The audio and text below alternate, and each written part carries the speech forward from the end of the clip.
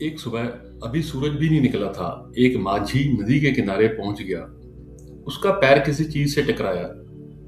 झुककर उसने देखा, पत्थरों से भरा हुआ एक झोला पड़ा था। उसने अपना जाल किनारे पर रखा और सूरज के उगने की प्रतीक्षा करने लगा।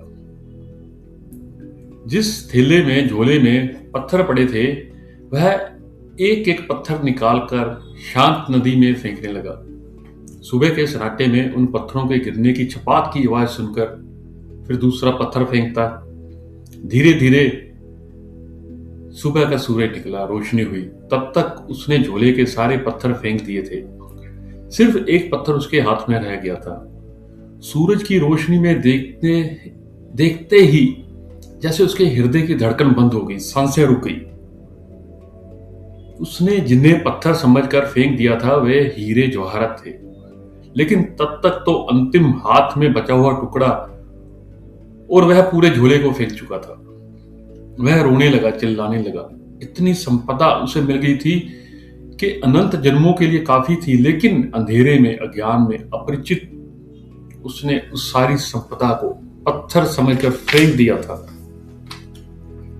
लेकिन फिर भी वह मछुआरा सौभाग्यशाली था, क्योंकि अंतिम पत्थर फेंकने के पहले सूरज निकल आया था और उसे दिखाई पड़ गया था कि उसके हाथ में हीरा है।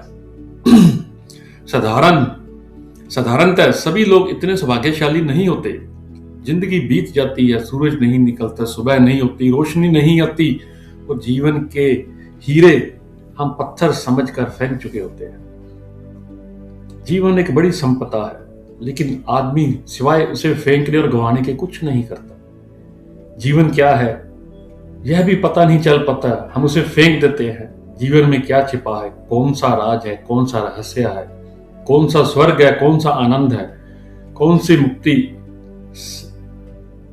सब उसका कोई अनुभव नहीं पाता और हमारे हाथ रिक्त हो जाते हैं।